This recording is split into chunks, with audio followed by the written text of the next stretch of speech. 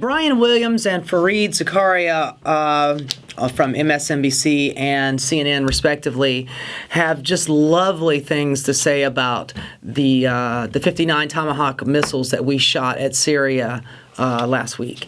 And let's take a look at the video. I think Donald Trump became President of the United States. I think this was actually a big moment because candidate Trump had said that he would never get involved in the Syrian civil war. He told President Obama, you cannot do this without the authorization of Congress. He seemed unconcerned with global norms. President Trump recognized that the President of the United States does have to act to enforce international law. We see these beautiful pictures at night from the decks of these two U.S. Navy vessels in the eastern Mediterranean. I am tempted to quote the great Leonard Cohen, I'm guided by the beauty of our weapons. And they are beautiful pictures. So, yeah, that was great. We love some bombs, don't we?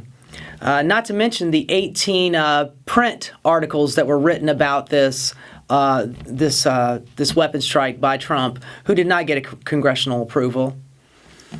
And every last one of those articles were positive about this.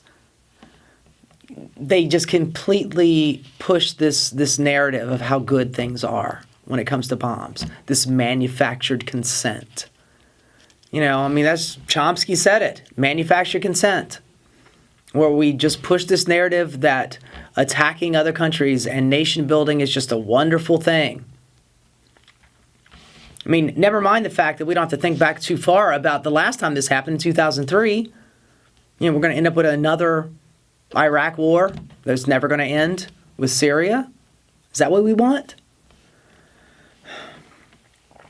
Brian Williams, if you remember correctly, was if you remember back not too long ago, he was kind of an outcast and shunned because he lied about his pumping up his war record, saying he was almost shot down over Fallujah in a helicopter. Turns out that was absolute bullshit.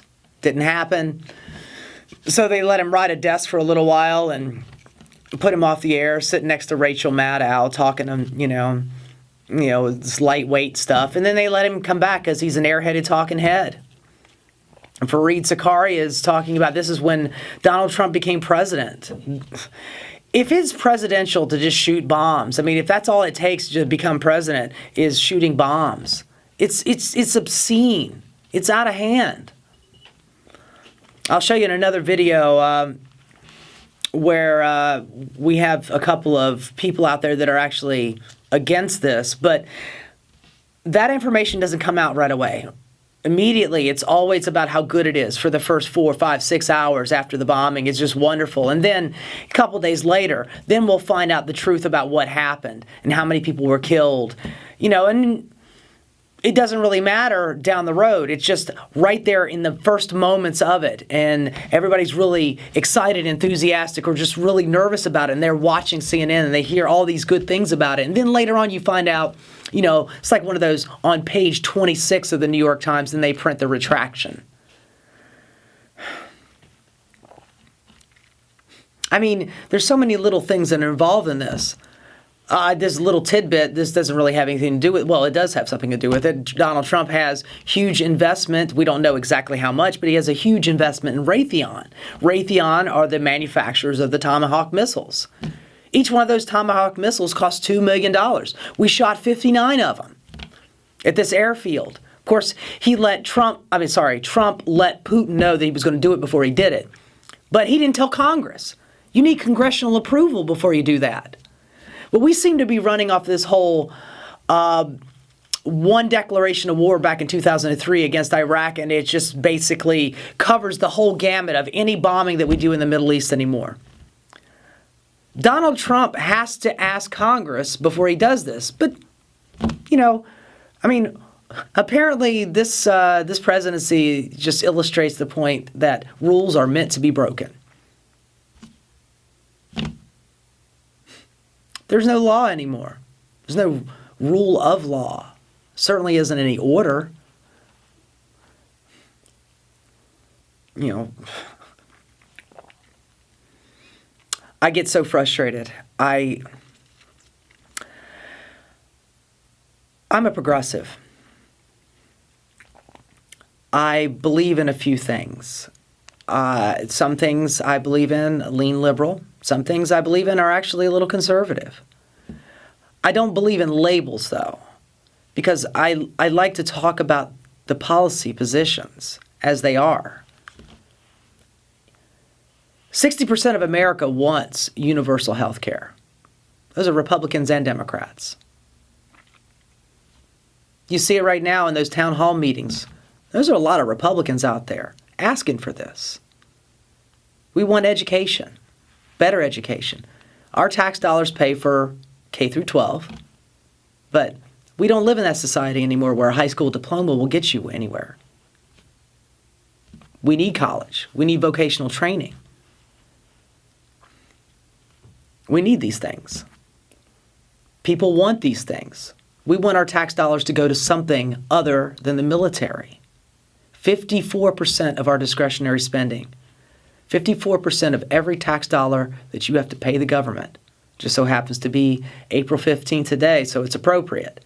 But 54% of every dollar that you spend in taxes goes to the military. Donald Trump wants to raise, I think it was $55 billion addition to military spending. We spend more on military than the next 8 or 9 major countries combined. More than Russia, more than China. All of the countries put together don't equal what we spend on the military. We have, Congress and senators and congressmen basically saying to their people, hey, I can't ask my people to pay taxes for PBS or Meals on Wheels, but I can ask them to pay for military defense. And we basically write a check to the military-industrial complex. Just write cash on it and say, hey, however much you want, you just go ahead and spend willy-nilly. Make as many bombs as you like. We have Flint, Michigan, the water is wretched. It's full of chemicals. And we get mad about chemical attacks by Assad or whoever. We're chemically poisoning our own people. Recently, Donald Trump rolled back a regulation saying that coal companies can now dump their waste in our rivers and streams. Hey, who gives a shit about your drinking water? All the fracking that we do, ruining our drinking water. We don't care about that. We don't care. Run a pipeline through your water system. Who gives a shit? Why don't we drop a bomb on Flint, Michigan? I mean, shit. If it's a chemical attack, bombs cure everything according to America.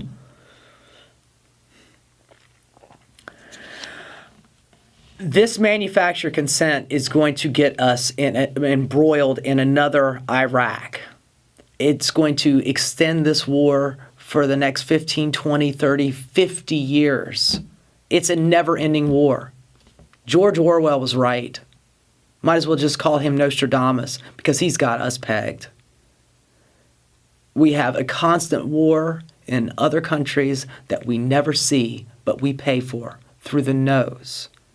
And every time you hear a Republican or a Democrat say we can't afford health care, but we can afford to spend billions of dollars on weapons to destroy other people in other countries, you got to take a second, a little stock, because this is not working. It didn't work with Iraq. It didn't work with Afghanistan, and it is not. It's not going to work in Syria. Hey, this is Antoinette from Transistor Rodeo. If you like what you saw here, please subscribe for more videos and content, and you can follow me on Twitter at Transistor Rodeo.